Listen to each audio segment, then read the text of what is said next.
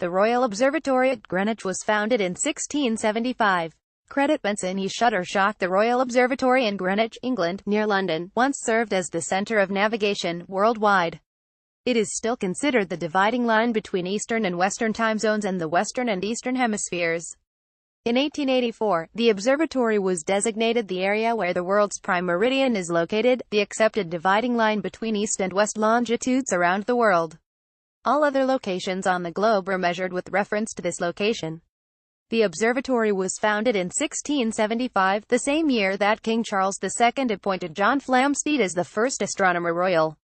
Flamsteed's primary goal, along with that of the observatory, was to pin down how to find longitude on the open sea.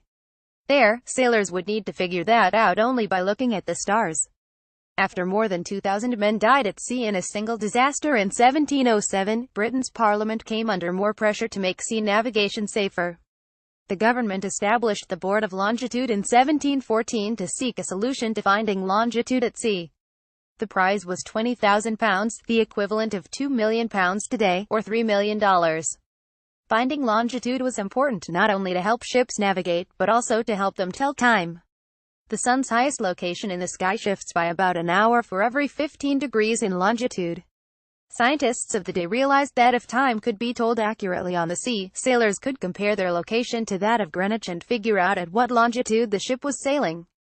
It took decades, but eventually John Harrison created a portable clock that could work despite the heaving motions of the ship. He made several versions over the years, and late in his life was recognized as solving the longitude problem that had so vexed authorities. The Prime Meridian at the Royal Observatory at Greenwich. Credit Taka Sunrise 0921. Creative Commons. Today, we divide the world into different time zones coordinated with each other, but centuries ago timekeeping was a hodgepodge of local systems. There was no need to coordinate zones with each other until the railroad accelerated travel between different locations. That changed in the 1850s and 1860s as railroad travel became popular. There was a risk of collision on the railway if two trains running on different time systems ended up in the same spot. As such, in 1884 a global delegation met to determine where the prime meridian would be. Greenwich won overwhelmingly, as the United States already considered it the location and Greenwich was used extensively for sea navigation.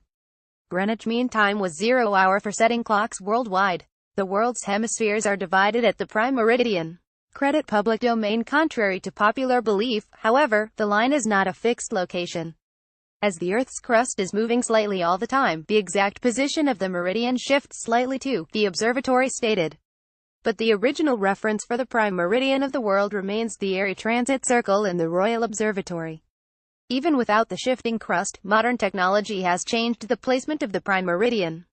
The original location was set using a photographic zenith tube, a telescope that relied on liquid mercury to determine the imaginary line running directly from the crust to the core.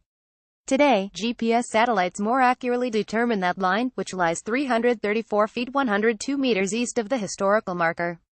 Most people stand on the stripe and have their picture taken, with the sundial in the background, said Ken Seidelman, an astronomer at the University of Virginia. If they stood there with their GPS receiver, it wasn't 0 degrees. Around the 1960s, Greenwich moved its observatory activities to Hurstmonshire, later Cambridge, and gradually transferred Flamsteed House's navigation activities to the responsibility of the National Maritime Museum. This process was concluded in the 1990s, but the museum remains for public education purposes. The Royal Observatory, under the responsibility of the National Maritime Museum, reclaimed its name after RGO Cambridge closed in 1998. In 2007, to emphasize its role in astronomy education, the observatory finished a $22.8 million £15 million renovation of its facilities. The work, the observatory stated, includes a new, state-of-the-art planetarium, new astronomy and time galleries and an education center. The observatory has exhibits tracing the history of navigation, including its importance in trading and how it assisted early explorers to the Arctic and other far-flung places. Notably, the observatory runs an astronomy photography contest every year that it advertises as open to anyone. Winners receive a cash prize and are also publicized on the observatory's website. Additional reporting by Nola Taylor. Red, Space.com contributor. Additional resource. Royal Observatory Greenwich website.